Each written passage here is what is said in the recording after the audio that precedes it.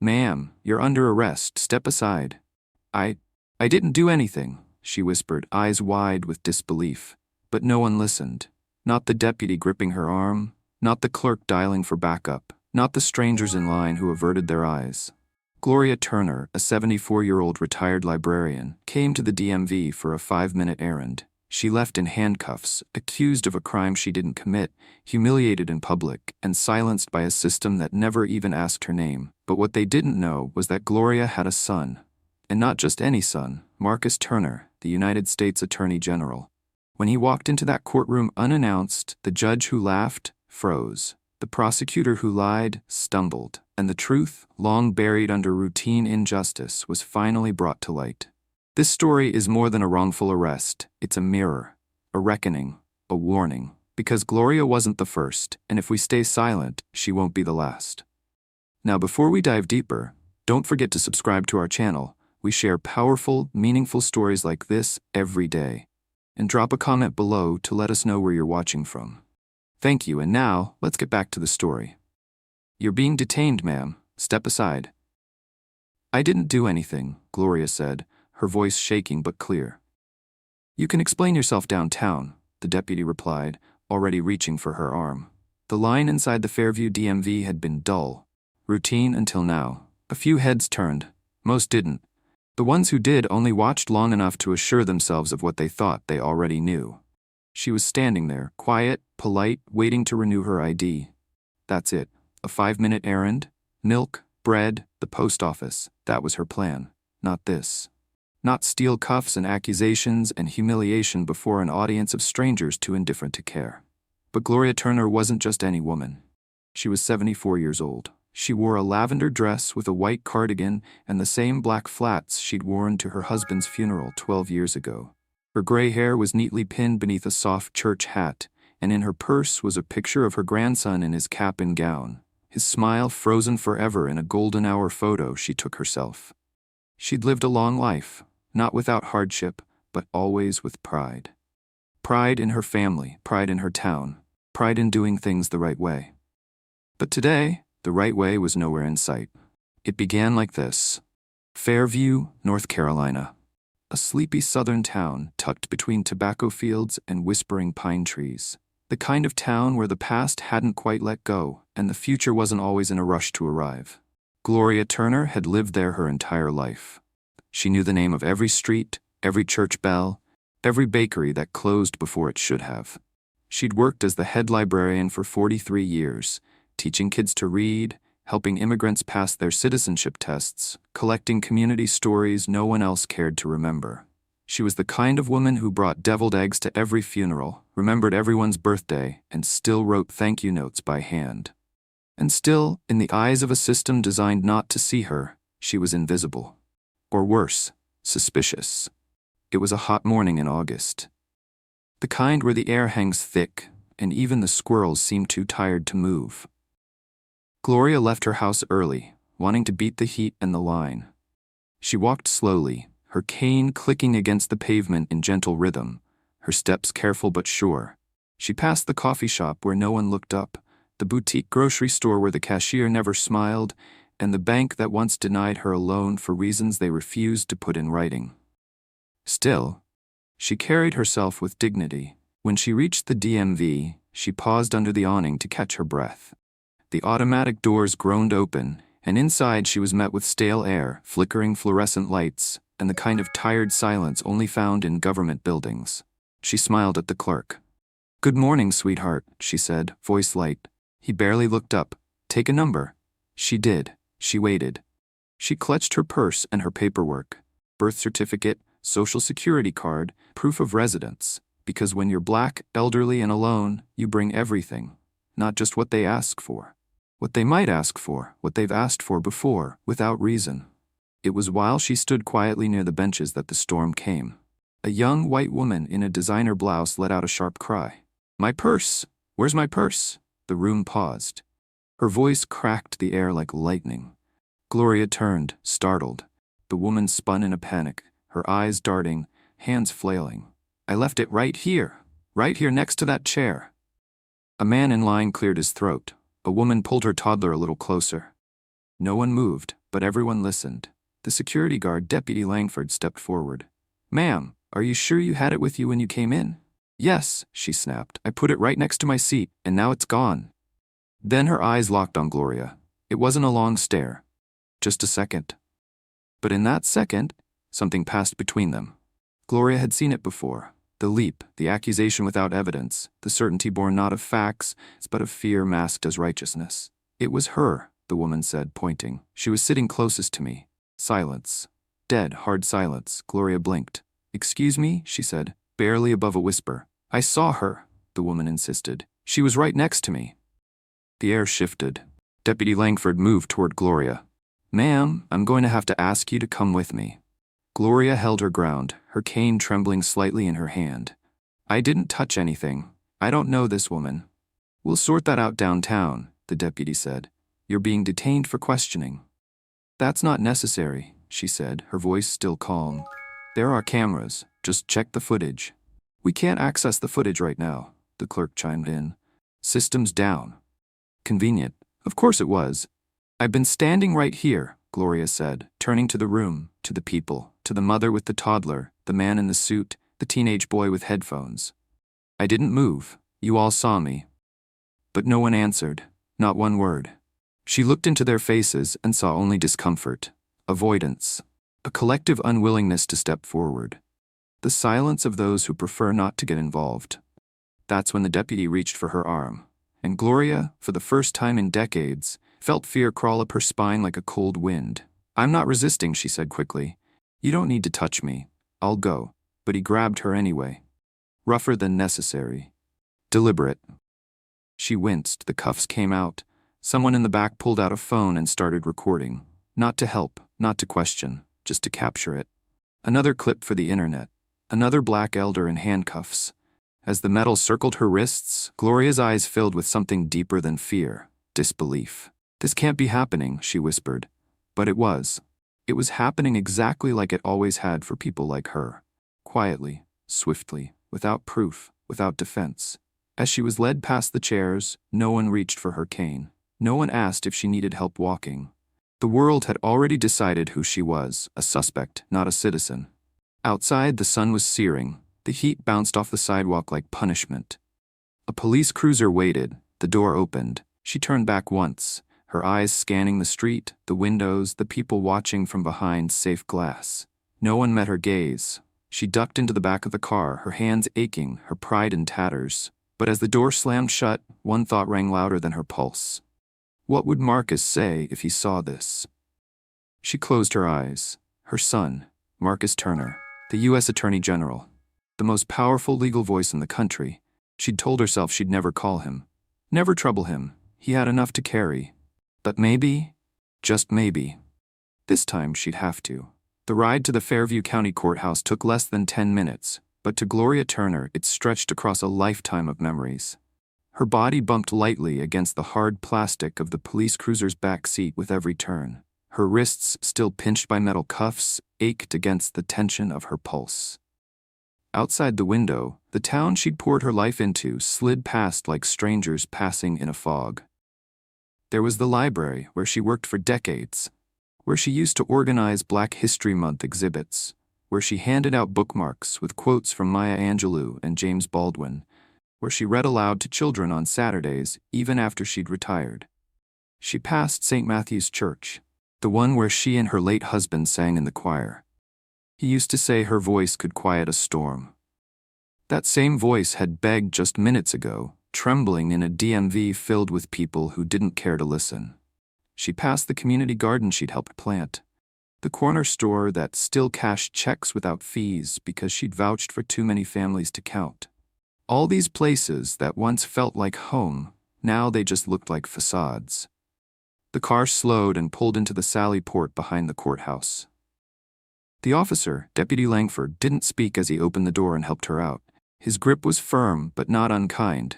That somehow made it worse. She wasn't being hurt, just erased, with courtesy. Inside, the intake process moved like a factory line. Name, date of birth, height, weight. "Charges?" asked the intake clerk, not even looking up from his screen. "Suspicion of theft," Langford replied casually, as though that was enough. A new officer stepped forward, young, impersonal. The type who moved through his tasks with the emotion of a man scanning barcodes at a checkout line. Hands flat, eyes on the lens. The flash was too bright. Her mugshot, captured in a split second, told none of the truth. Just a stunned, tired woman in a wrinkled cardigan. Her fingerprints were taken, jewelry removed, her church hat placed in a bin like it was contraband. Then zip ties replaced the cuffs, less harsh in appearance but no less binding. She was led down a hallway that reeked of disinfectant and dried tears. The buzz of flickering lights overhead hummed like a warning. "Cell 4, someone muttered. The door opened with a groan, revealing a narrow space with a concrete bench and a toilet in the corner. Gloria stepped inside slowly, her knees stiff, her back hunched from the hours she'd already endured. The door shut behind her. Metal against metal, a final punctuation mark to a sentence she never asked to live. For a moment she stood frozen. Then she sat, slowly, carefully, her breath shallow, her chest tight, her cane was gone, her dignity was bleeding, her silence was heavy. But she didn't cry. Not yet. She wasn't alone in the cell. On the far end of the bench sat a young black woman, maybe 25, wearing a faded gray hoodie and jeans torn at the knees. Her face was turned to the wall, her arms wrapped tightly around her body. Her eyes were swollen, either from crying or lack of sleep. Gloria couldn't tell. They didn't speak at first, just breathed in the same stagnant air, two strangers thrown together by a machine that didn't care to sort stories from statistics. Then the girl turned her head slightly. Their eyes met. "You too?" she asked, voice dry and cracked. Gloria nodded. "Seems like it." A silence passed between them. Not awkward, familiar. The kind born of shared experience, shared skin, shared grief. "I took a granola bar," the girl said suddenly, voice small. "For my daughter. She was hungry. I was going to pay for it next week when my check hit. They didn't care." Gloria's throat tightened. "I didn't take anything," she replied softly. "I was just waiting in line." The girl nodded slowly, like that made perfect sense. "Doesn't matter," she said. "We're here, right?" Gloria looked down at her hands. The zip ties had already left faint indentations on her wrists. She could still feel the pull of Officer Langford's grip, the judgment in the eyes of the white woman who pointed, the silence in the room, the indifference. She took a long breath, the kind you take when you're deciding whether or not to fight. And then the door opened again. "Turner," a voice called. She lifted her head. "You get one phone call." The guard said it flatly, as if it meant nothing, but to Gloria, it meant everything. She rose slowly. The young woman gave her a small nod. "Call whoever you gotta call," she said. "Don't let them bury you." Gloria gave her a faint, grateful smile. "I won't." The guard led her down a narrow hallway. The phone was mounted to a wall near the intake desk. It was old, yellowed with age, the numbers on the keypad worn to a blur. A coiled cord hung from it like a lifeline waiting to be thrown. 5 minutes, the guard said. She stared at the phone for a moment, her heart pounding. Could she really do it? Call him? Bring her son, the U.S. Attorney General, into this mess? Would it look like favoritism? Would it spark headlines? Would it damage everything he'd worked so hard to build? But then she remembered the silence in the DMV, the hands on her arms, the way the clerk lied about the cameras. The judge would believe them, the prosecutor would sail through, the public defender hadn't even asked for evidence. And then she thought of the young woman back in that cell, and of every woman who'd never had anyone to call. Her fingers trembled as she lifted the receiver. She didn't need to look up the number. She'd known it since the day Marcus left for law school. The phone rang once, twice, 3 times. Then a voice answered, crisp, calm, commanding. "This is Marcus Turner." She closed her eyes. "Baby," she whispered. A pause, then instantly, "Mama?" Her voice broke, but she didn't cry. "I need your help." Nothing more, no story, no defense, just truth. Another pause, then came the shift. The steel entered his voice. "Where are you?" "Fairview County Courthouse," she said, "holding cell." "Who has you?" His voice was low, measured, dangerous in its control. "A deputy, Langford. They said I stole a purse." She didn't have to say anything else. He knew. He always knew. "I'll be there," he said, and the line went dead. Gloria hung up slowly. The guard gestured, back to the cell. But something had changed. Her body still hurt. Her wrists still burned. The stink of injustice still clung to her clothes. But she was no longer just a woman in a holding cell. She was a mother, and her son was coming. The system had mistaken her for someone powerless. But now the highest lawman in the land was on his way. And when he walked through those courtroom doors, they would finally have to listen. "All rise," the bailiff called out, his voice echoing off the sterile walls of the Fairview County Courthouse. The room obeyed with robotic precision. Judge Harold Madsen entered through a side door, wearing his customary scowl beneath silver-framed glasses. He didn't look up, didn't acknowledge the gallery, the defendant, or the silence that swelled beneath the surface like a storm cloud waiting to break. Gloria Turner sat quietly at the defense table, wrists still aching from the zip ties. Her cardigan was rumpled, her posture slightly slumped from the weight of the cell bench. Her church hat had not been returned. She sat with her hands folded in her lap, trying not to tremble. But inside, a different storm was brewing, one made of disbelief, quiet rage, and exhaustion so deep it pressed against her spine like bricks. Her public defender sat beside her, an older white man named Gerald Burns, who wore a suit that hadn't been pressed in weeks, and a tie that drooped like it had given up. He'd offered no greeting, no questions, no empathy. Just paperwork and muttered phrases like, "Stay calm," and "Don't interrupt." Across the aisle, the prosecutor, Assistant District Attorney Trevor Holloway, looked like ambition in a tailored suit. Barely 30, fresh haircut, polished shoes, a face built for press conferences. He shuffled his papers with the casual smugness of someone who thought the outcome was already signed, sealed, and stamped. He didn't even look at Gloria. Not because he was too busy, but because he didn't have to. To him, she was already guilty. Another docket number to check before lunch. The courtroom was nearly empty, save for a court stenographer and two bored-looking clerks in the gallery. No media yet, no buzz. Just a forgotten woman and a justice system moving forward like a train without brakes. Judge Madsen cleared his throat. "Let's proceed." No welcome, no regard, not even her name. Trevor Holloway stood with a click of polished shoes. "Your Honor, the case before you involves a charge of petty theft. The defendant was identified by a witness at the Fairview DMV. While the stolen item was not recovered on her person, her proximity and suspicious behavior prompted a lawful detainment. The prosecution believes there is sufficient cause to proceed." He delivered the words like a man reading a grocery list. Gloria's lips parted slightly. She leaned toward her lawyer. "That's not true," she whispered. "They didn't even check the footage." Burns didn't acknowledge her.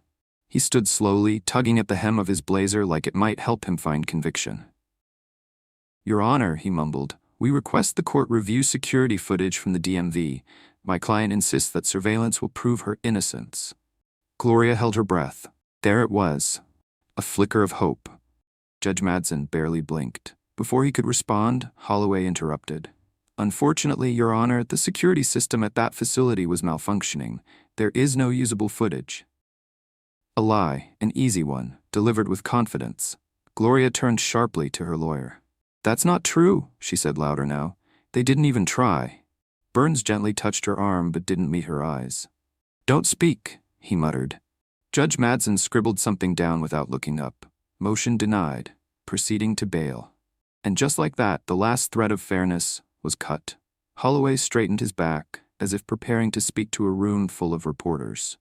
"Due to the nature of the accusation and the lack of local ties, the state recommends bail be set at $10,000. Gloria's heart stopped. "10,000? She gasped. A few heads turned. No one spoke.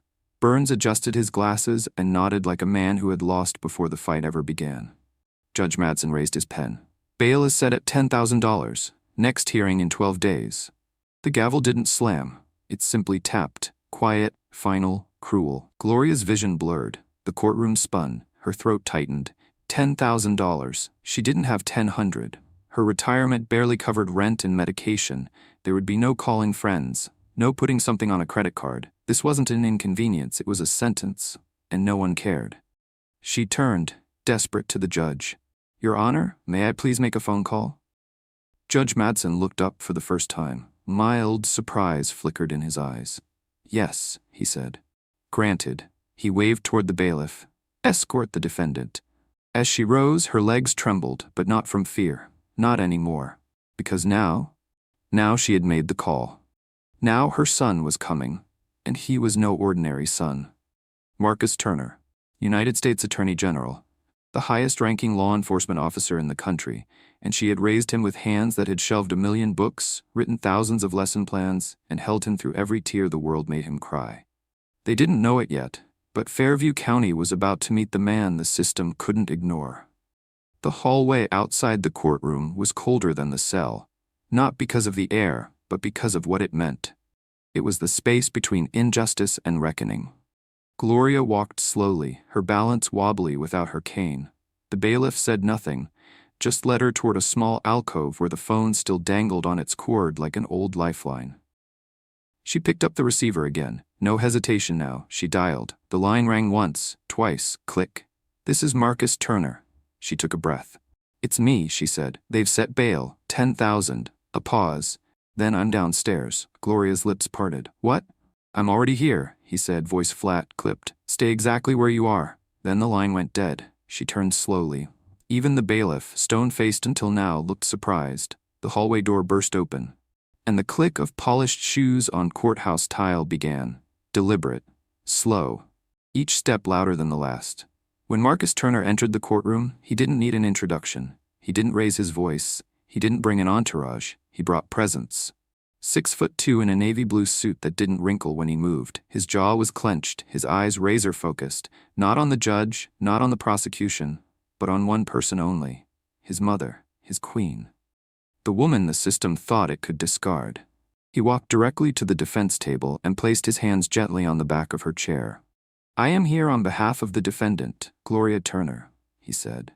His voice calm, firm, but brimming with restrained fire. "I request an immediate halt to these proceedings until surveillance footage from the DMV is retrieved and reviewed in full by this court." The room went still. The judge adjusted his glasses. The prosecutor flinched. No one moved.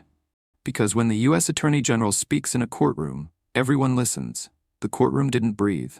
Marcus Turner stood tall behind his mother's chair, hands steady, voice resolute, presence like a tide shifting the very walls of the courthouse. He wasn't yelling. He didn't need to. His calm alone was a warning, his stillness, a storm biding its time. Assistant District Attorney Trevor Holloway blinked twice, his previously polished composure cracking. "Your Honor," he said quickly, his voice thinner now, "Mr. Turner's presence is highly irregular. This is a matter under local jurisdiction. The federal government has no standing in."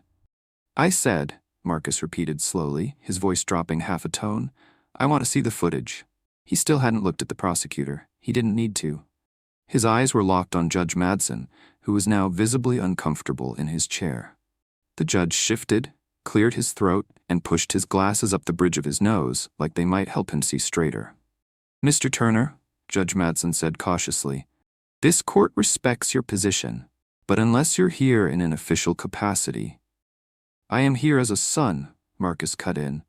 "But make no mistake, if this court chooses to proceed without reviewing all available evidence, I will return as the Attorney General of the United States, and I will bring with me a federal investigation, media scrutiny, and subpoenas, not because of who she is to me, but because of what this courthouse has done to her."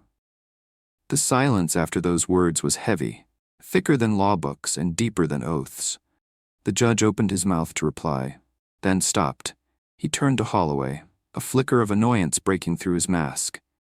"Is there surveillance footage from the DMV?" The room waited. The prosecutor hesitated. His eyes darted toward the clerk, then toward the bailiff, then toward Gloria, who sat motionless, watching her son with something deeper than pride. Something like awe. "There is," Holloway finally admitted, "but we were told the system was down. We haven't reviewed it." The entire room reacted, if only slightly. One of the clerks straightened. The court stenographer stopped typing for just a breath. And Judge Madsen, a man who until now seemed carved from stone, visibly recoiled. "You mean to tell me," he said slowly, "that surveillance footage existed this entire time and was not submitted to this court?" "We were acting on the information provided by the clerk's office." "No," Marcus said, stepping forward. "You were acting on bias. You were acting on silence. You were acting on the assumption that no one would come for her."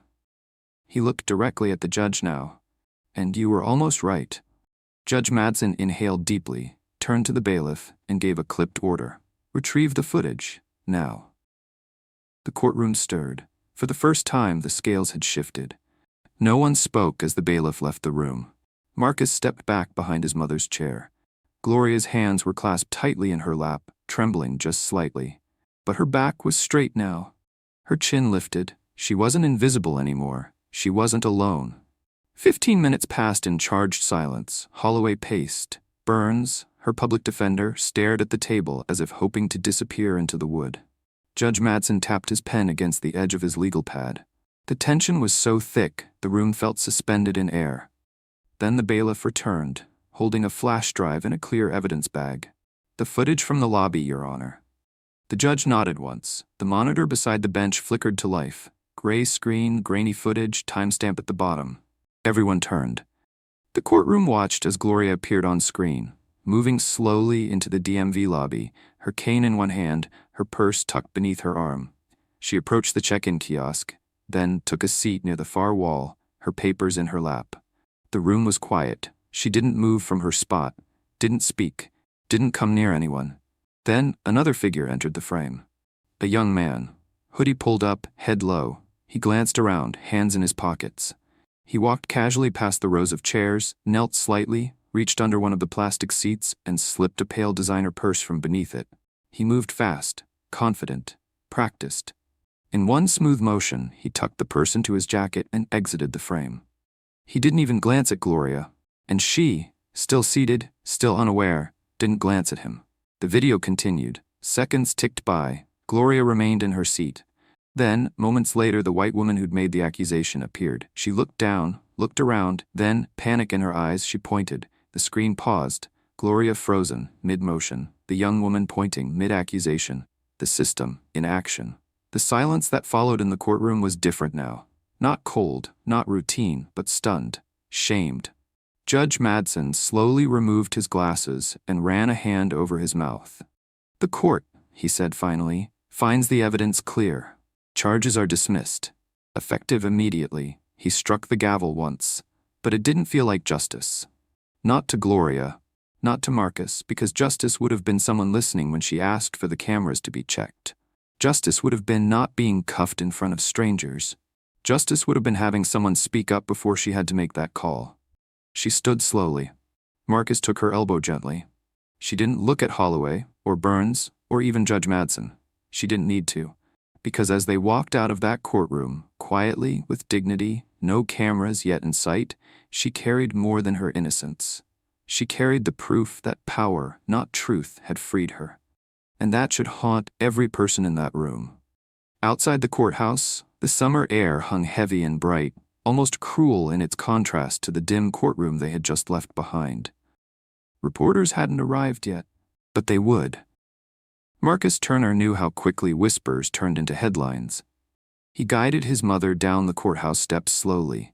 She moved like someone who had learned to carry pain without showing it, a woman who had walked through decades of injustice without waiting for an apology. The crowd hadn't gathered. There was no cheering, no dramatic exit, just the quiet crunch of her soles against the stone. "Mama," Marcus said softly, his voice breaking the silence between them for the first time since they stepped out of the courtroom. "You didn't deserve any of that."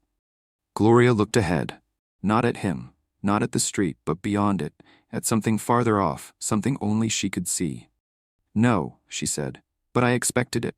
That response, so calm, so weary, hit Marcus harder than all the silence that came before. They reached the sidewalk.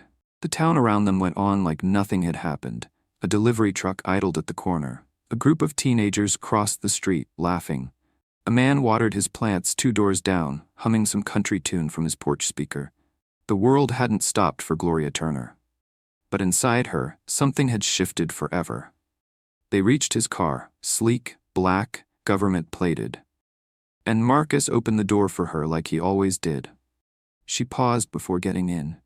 "Do you remember," she said, "when you were 10 and that neighbor across the street called the police because you were sitting on our own front steps reading?"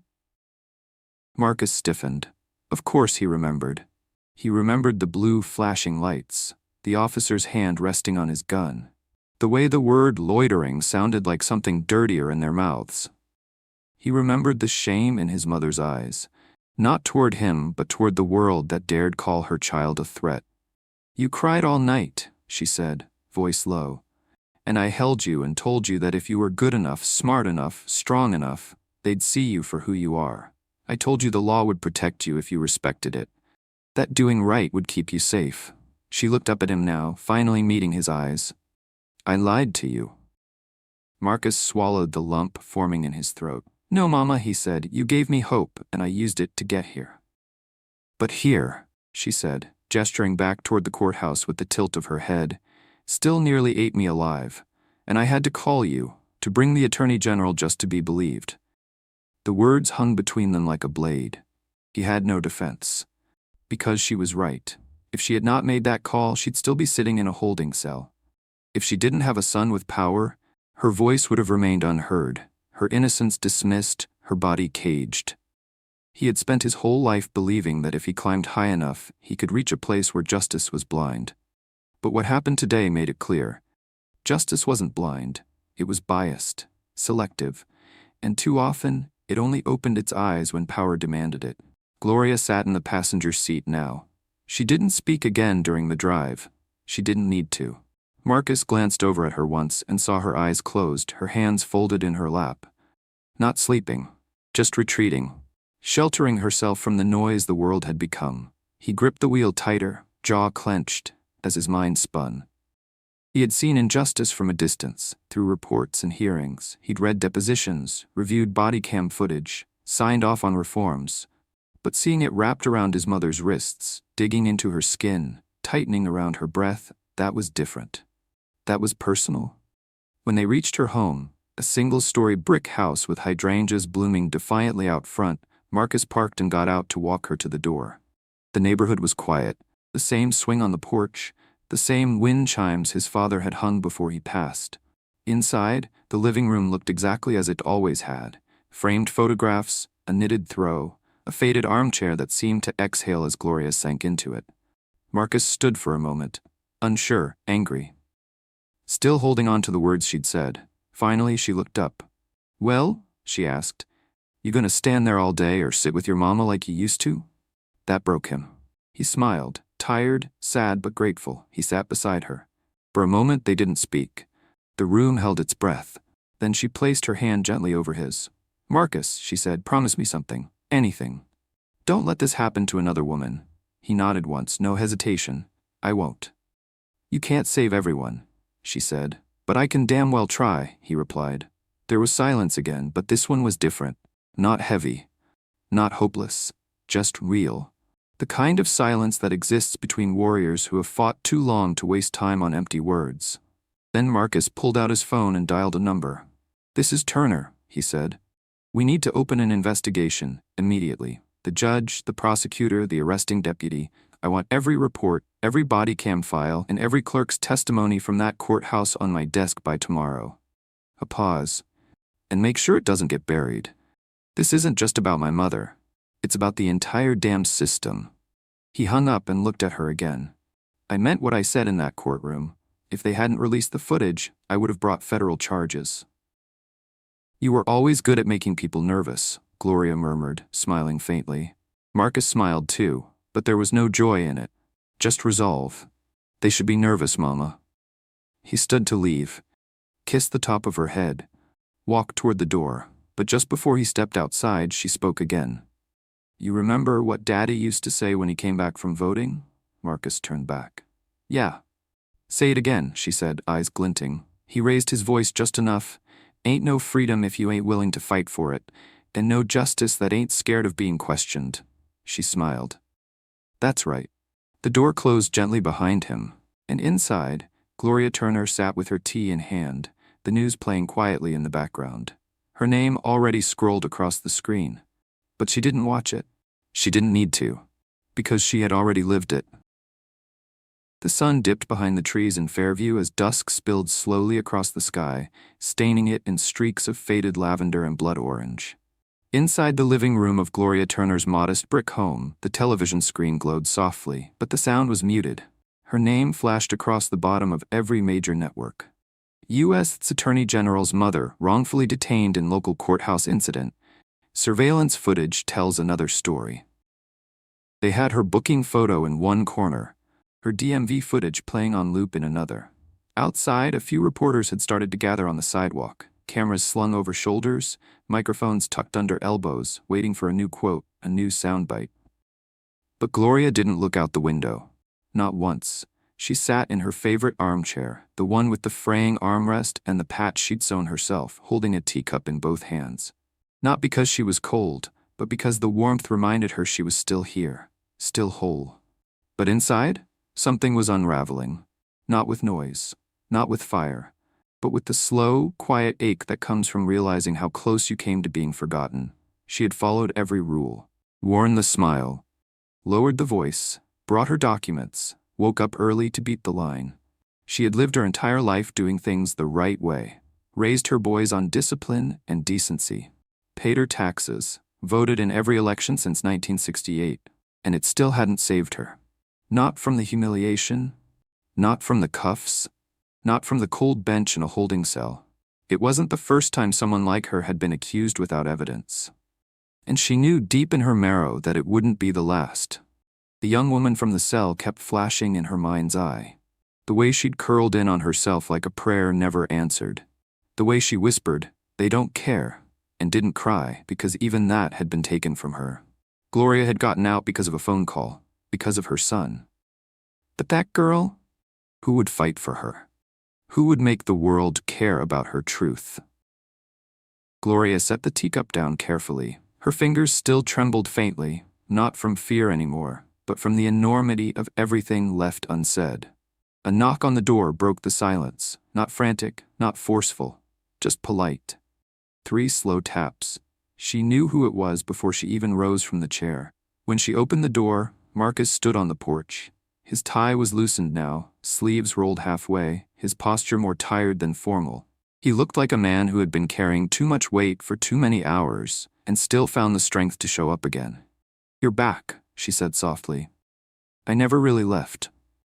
He stepped inside without being asked, just like he used to when he was a boy racing home from school, eager to tell her about some science fact he'd memorized or the A on his spelling test. But tonight, he didn't have answers.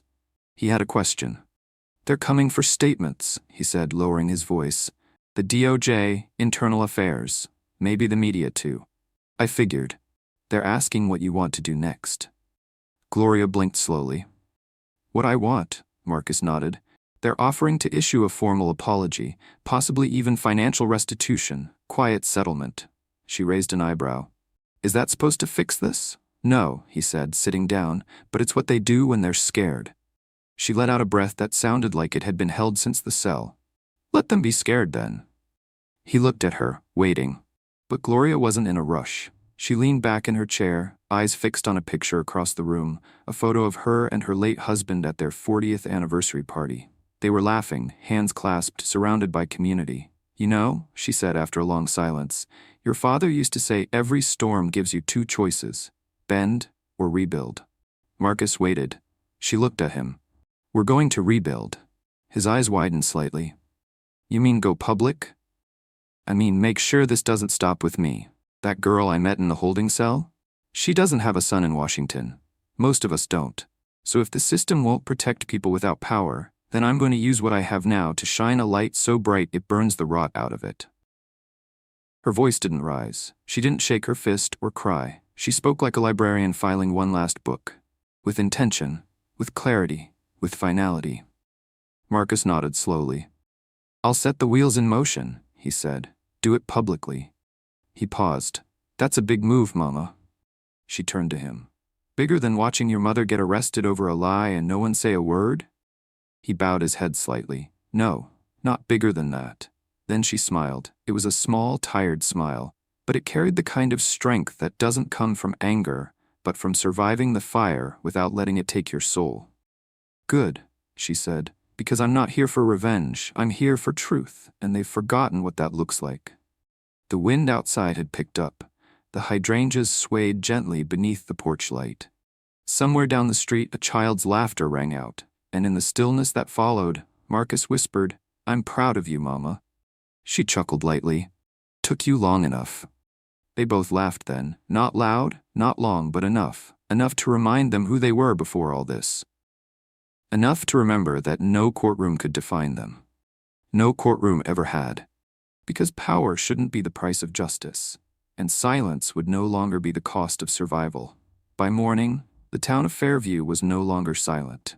News trucks lined the courthouse steps like a parade nobody asked for. Satellite dishes pointed at the clouds, vans emblazoned with logos, CNN, MSNBC, even international outlets, all positioned their lenses toward the entrance of a building that had for decades functioned in near-total anonymity. Now, it was the epicenter of a reckoning. Inside, the very walls seemed to sweat. Clerks moved stiffly, their conversations clipped and nervous. The courthouse staff was under review. The bailiff who had escorted Gloria was placed on temporary leave. Judge Harold Madsen had received an official notice of investigation by the Judicial Conduct Board. Assistant DA Trevor Holloway was no longer smiling when he spoke. He hadn't returned calls since 7 a.m. The footage, the one they had claimed didn't exist, had aired on every major network overnight. The truth was now public property. Gloria Turner, the soft-spoken librarian and grandmother from the South, had become a symbol. But not of victimhood, of exposure, of every name that didn't make the news. In the living room of her home, Gloria sat once again in her armchair. Same cardigan, same quiet grace. But now, beside her sat a young woman, Danielle, the mother from the holding cell. Her eyes still cautious but clearer now. Marcus had tracked her down that morning. She'd been released sometime during the night. No charges formally pressed, but no apologies either. No one had informed her that the person she'd shared a bench with was the Attorney General's mother. Until now. She held a paper cup of tea in her hands and stared down at it like it contained the answers she'd never been given. "They didn't even ask me why," she said. Gloria nodded. "They rarely do. They told me if I couldn't pay the fine, I'd have to wait for a hearing in 2 weeks. I have a 6-year-old, Miss Turner. Her name's Jania. 2 weeks is a long time when you're 6. "I know," Gloria said gently. "Believe me, I know." Danielle's fingers trembled. "You saved me." "No, child," Gloria said. "You saved me. You reminded me what silence costs." Danielle looked up, and that's when the idea began to take root. It wasn't loud, it wasn't sudden, but it was powerful. Gloria turned toward Marcus. "Let's make something permanent," she said. He nodded slowly. "You mean an initiative? Policy work?" She shook her head. "No, I mean something real, a foundation, a center, a place where people like Danielle can go when the system tries to crush them." Marcus leaned forward, heart pounding. "You're serious?" "I'm tired of being silent," Gloria said, "and I'm not alone." That afternoon, the Turners made it official. By nightfall, it was announced, the Gloria Turner Justice Initiative, a nonprofit dedicated to providing legal aid, public defense oversight, and community advocacy for wrongfully detained or accused individuals, especially elderly Black citizens, single mothers, and low-income defendants who faced routine dehumanization in municipal systems across the South. It started with $100,000 from Marcus's personal funds. Within 24 hours, it had raised over $1 million through grassroots donations. People who'd never met Gloria sent handwritten letters. People who'd never been arrested sent prayers. And people who'd spent nights in holding cells like Danielle's sent stories. Some for the first time. The spark had caught. But not everyone was celebrating. Back at the courthouse, Judge Madsen sat behind his desk, staring at the television footage looping again and again. There he was, eyes averted, gavel falling, ignoring her voice. Not out of cruelty, out of indifference. And that's what frightened him most. Because Marcus Turner hadn't just exposed injustice. He had exposed apathy. The kind that doesn't scream, but shrugs. The kind that doesn't beat you down, but steps over you as if you were never there. Madsen picked up the phone and made the call he should have made a week ago. "To whom it may concern," he said, "I'd like to issue a public statement regarding recent events in my courtroom and a personal apology to Miss Turner. But the apology came too late, because apologies are bandages, not cures, and this wound had festered too long for that." That evening, Marcus sat on his mother's porch, sleeves rolled up, phone silent. No reporters, no headlines, just the hum of cicadas and the creak of his mother's old rocking chair beside him. "You sure about this?" he asked, glancing at her. Gloria didn't answer right away. Instead, she looked up at the stars, the same sky she used to point out to him when he was a boy. See that one? She whispered, raising her hand. Orion, your daddy used to say that Constellation looked like a man who'd drawn his sword but hadn't used it yet. Said that's what real strength was, being ready, but not reckless. Marcus smiled. She turned to him, her eyes shining with something stronger than tears. This time, she said, we drew the sword. He nodded, and we used it. 2 weeks later, the courthouse looked the same on the outside. Same chipped marble steps, same sun-bleached flags fluttering in a lazy southern breeze, same heavy wooden doors that muffled the cries of injustice and clanged open only when it was too late. But inside, everything had changed. Not because the building had been rebuilt, but because the silence had been broken. The Gloria Turner Justice Initiative had opened its temporary headquarters 3 blocks away, in an old converted post office with glass doors and worn linoleum floors. There were only 2 desks, a bank of donated laptops, and a wall covered in manila folders and sticky notes. But already it had fielded over 230 calls from around the state. Calls from people whose charges disappeared once they mentioned the name Gloria Turner. Calls from families who had lost someone to procedural error. Calls from elderly black residents who had learned for the first time that silence was not their only option. Word had spread, not as gossip, but as gospel. And Fairview, once comfortable in its slowness, could no longer pretend it hadn't seen what it saw. This morning, Judge Harold Madsen sat behind the same elevated bench where he'd once barely looked at Gloria Turner. But now, every twitch of his gavel hand felt heavier. Every file folder on his desk might as well have carried the weight of her name. He hadn't slept well since that day. Not because he feared retribution, but because he feared reflection. Because when the spotlight hit, it didn't just expose the bigots and the bullies. It exposed the quiet bystanders too. And that's what he'd been. He was not the man who cuffed her. Not the prosecutor who withheld the footage. But he was the man who let it all happen. He hadn't listened when she spoke. He hadn't questioned the lie when it was told. He hadn't cared until it was too late. And now, everything he did felt like it was being watched, even his thoughts, even his silence. Meanwhile, across town, Gloria Turner stood before a microphone for the first time in her life. She wasn't a public speaker. She had never wanted to be. But the Southern Justice Accountability Conference had asked her to deliver the keynote. And when the world asks you to speak after it's silenced you for 74 years, you speak. Not for attention, but for the ones who will never get the mic. The room was packed, folding chairs filled, cameras rolling, young lawyers and old activists leaning forward like churchgoers hearing testimony. Gloria adjusted her scarf. Her hands were steady. She didn't read from notes. She spoke from memory. From experience, from the place inside her that had screamed in silence while zip ties bit into her wrists. I came here today, she began, not to talk about what happened to me, but to talk about what keeps happening to us. A pause. The room held its breath. There is a difference between injustice and humiliation, she said.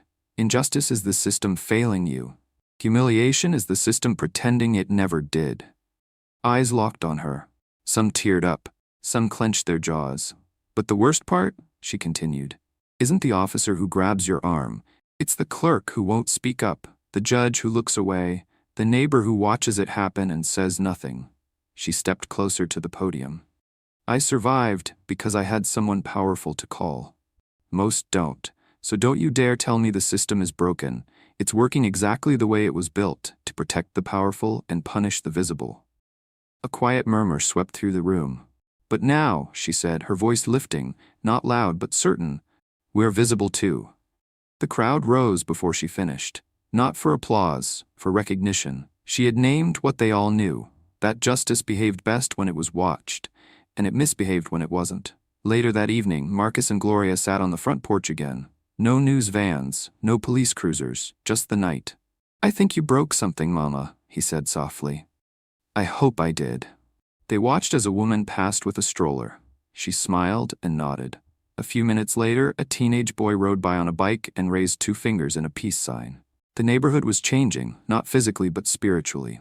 Marcus leaned back in his chair. You know, when I took this job, he said, I thought justice was about laws, process, structure. But it's not. Justice is about people deciding that truth matters even when it's inconvenient. Especially then. Gloria smiled faintly. Justice, she said, is what happens when someone finally cares enough to listen before it's too late. He turned toward her. You think they're listening now? I think, she said, sipping her tea, they're realizing they should have listened sooner. A week later, the courtroom where Gloria Turner had been humiliated sat under a very different kind of scrutiny. Gone were the lazy rhythms of forgotten bureaucracy. Gone were the days when zip ties and silence passed for due process. In their place, subpoenas, investigators, audits, oversight. Judge Harold Madsen now arrived 15 minutes earlier than he used to. He spoke less in chambers and double-checked his notes before every ruling. The smile he once offered to prosecutors while skimming over defense objections, it had vanished, because the name Gloria Turner had changed everything. It wasn't just national attention that haunted the courthouse halls, it was accountability. A force more elusive than power, and far more threatening to those who had once operated without it. Inside the glass-walled temporary headquarters of the Gloria Turner Justice Initiative, stacks of files lined the desks. Each folder held a name. Each name held a story. Some from Fairview, some from Birmingham, Jackson, Charleston, and cities where courthouse basements still reeked of unresolved pain.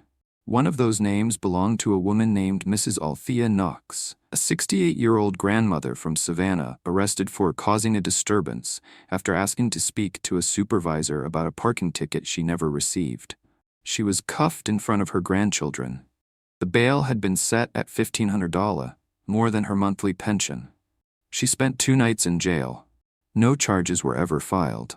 Another belonged to Luis Martinez, a former mail carrier who had been mistaken for a shoplifter after picking up a prescription in uniform. He was arrested, held without explanation, and only released after his supervisor at USPS provided a time-stamped route record. No one apologized, until now. Because now, Gloria's team was reaching out. One by one. And one by one, those stories were coming to light. The initiative wasn't a non-profit in name only. It was a movement. Lawyers volunteered pro bono.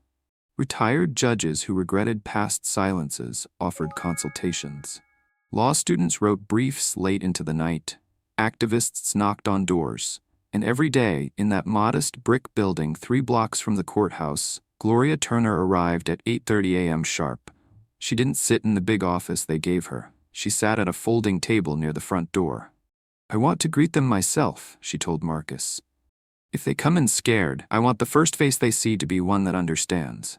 And so she did, every day. Until one particular morning, a knock on the glass. A woman stepped inside, early 40s, clutching a file so tight her knuckles were white. Her voice was soft but steady. I'm not here for money, she said. I just want someone to believe me. Gloria stood up. Then you've come to the right place. The woman's eyes filled with tears, not because she was weak, but because someone had said those words without asking her to prove she deserved them. And Gloria? She offered her a seat, poured tea, sat down and listened. That moment, simple quiet, was everything the justice system had failed to do for her just weeks earlier. But she was doing it now, for others, because justice, she had learned, isn't a courtroom, it's a conversation. It's the willingness to listen without suspicion. It's the refusal to look away. That same day, Marcus appeared on 60 Minutes. The interviewer leaned forward, holding up a photo of Gloria's mugshot. This image, the journalist asked, has become a symbol. What does it mean to you? Marcus didn't blink. It means the system doesn't bend to truth. It bends to power, he said. My mother wasn't exonerated because they realized she was innocent. She was exonerated because they realized who she was related to. That's not justice. That's performance. And we're going to change that. The next question came like a dagger. If you hadn't picked up that phone, would your mother still be in jail today? He paused, not for drama, but for truth. Yes, he said, she would. The silence that followed wasn't edited. It was real. And it rang across every living room in America. Back in Fairview, Gloria and Marcus stood on the courthouse steps once again. But this time, they weren't alone. Behind them stood families, advocates, reporters, and the faces of those who had found courage because of her. Danielle was there too, with her daughter, Janiyah, clutching her hand. They had gathered for a town hall hosted by the Department of Justice, the first of its kind in Fairview history. A public forum on the very steps where silence once reigned. Marcus turned to the crowd. "My mother stood here once, humiliated and alone," he said. "Today she stands as a leader, and we stand with her." Then he turned to her and stepped aside. Gloria approached the mic slowly. No notes, no titles, just presence. "When they put those cuffs on me," she said, "they thought they were silencing a woman." She looked across the crowd, but they were waking up a community, and for the first time the courthouse didn't echo with gavel strikes or lies. It echoed with applause. Not because the problem was fixed, but because now it had a face and a voice. The final chapter didn't begin with a speech or a lawsuit or a camera flash. It began with silence. Not the kind that once smothered Gloria Turner in the courthouse or in the cell, or when she was being led away in cuffs while the world watched and said nothing. No, this silence was different. It was the hush that falls over a crowd, not because they are afraid, but because they are listening. Not because they are indifferent, but because they are finally paying attention.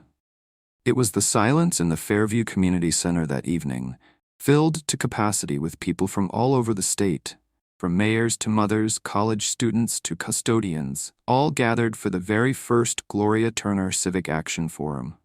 The walls were lined with portraits of people who had been failed by the system, some now smiling because justice had finally arrived, others still waiting, their stories barely heard. There was no hierarchy here. No one more important than the next. Everyone had a chair, everyone had a mic, everyone had a story. Marcus Turner stood in the back corner, not at the podium. Tonight, this wasn't about his title. This was about his mother and the movement she had become. She sat in the center of the circle, hands resting in her lap, eyes sweeping across the room with quiet reverence, not for herself, but for what they had built.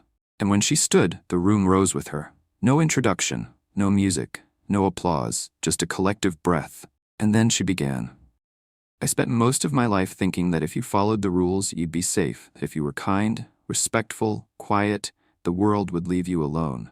She paused. It didn't. A few heads nodded, others bowed slightly. "When they arrested me, they didn't ask questions. When they charged me, they didn't look for evidence. When they tied my hands, they didn't see a woman. They saw a problem." The microphone hummed softly as she stepped forward. "But I was never the problem. The problem was a system built to collapse under the weight of its own assumptions. A system that confuses power with truth, that rewards silence and punishes presence." A few claps echoed through the room, but Gloria raised her hand gently and the room fell quiet again. "I didn't come here tonight to make speeches," she said. "I came to pass the fire." She turned to the young woman seated just a few rows away. Danielle, holding her daughter on her lap, head high, eyes steady. "Danielle," Gloria said, "your story matters." She turned to a young man across the aisle, Jared, 22, who had spent a night in jail for a broken taillight and missed his scholarship interview as a result. "Jared, your story matters." She turned to a woman in uniform, Officer Lacey, one of the few who had come forward to expose procedural misconduct within the county's detention center. "Lacey, your courage matters." Then she looked across the room, her voice stronger now. "And to everyone in here, whether you've been silenced, ignored, profiled, dismissed, or forgotten, hear me clearly. You were never the problem. The problem is a system that told you had to prove you were worth hearing." A murmur of emotion stirred like wind through dry leaves. Gloria nodded. That system's days are numbered. The crowd rose to their feet, not in chaos, not in protest, but in unity, because her story was never just about her. It was about every woman who'd been cuffed before a question was asked, every child whose innocence was treated like suspicion, every father who couldn't afford bail, every mother whose quiet was mistaken for weakness. And in Gloria's voice, gentle, firm, unyielding, they heard their own. 2 months later, Fairview saw the passage of the Turner Law, a state-level reform requiring mandatory video evidence review before pretrial detainment, no cash bail for nonviolent misdemeanor offenses for elderly and low-income individuals, a citizen oversight panel with authority to investigate courthouse misconduct. But more than laws, it was the culture that changed. Clerks asked more questions. Judges looked defendants in the eye. Public defenders stopped treating court as routine and started treating it as sacred. And citizens showed up, Not just when it was personal, but when it was possible. Because now, they knew it was. On the 1-year anniversary of her arrest, Gloria sat quietly on her porch, looking out at the magnolia tree that bloomed beside the walkway. It had just rained. The petals glistened like they'd been kissed by something holy. Marcus joined her, 2 mugs in hand. "Thought you might need a refill." She smiled, taking the cup. "You still add too much sugar. I get that from you." They sipped in silence for a while, listening to the sound of the earth exhaling. Finally, Marcus turned to her. "You know, it still haunts me." She looked at him. "What does?" "The idea that you could have been locked away, forgotten, and I would have found out too late." Gloria reached over and placed her hand on his. "But you weren't too late," she said. "And neither was the truth." He swallowed hard. "What if you hadn't called me?" She took a breath, deep and measured. "Then someone else would have had to light the match." She smiled again, soft, wise, certain. "But I'm glad it was me, because when the match was lit, the world couldn't look away.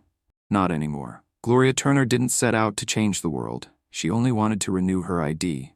But when the system tried to erase her, she responded with something stronger than protest. She responded with presence, with patience, with dignity that refused to fold. And because she did, millions listened.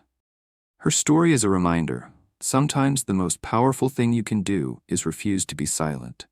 Because justice doesn't just need loud voices, it needs lasting ones. And Gloria Turner's voice, it still echoes. So now we ask you, will you stand silent when the next Gloria Turner walks into the room? Or will you help carry her story forward? If this story moved you, subscribe to our channel, share it with someone who needs to hear it, and tell us in the comments.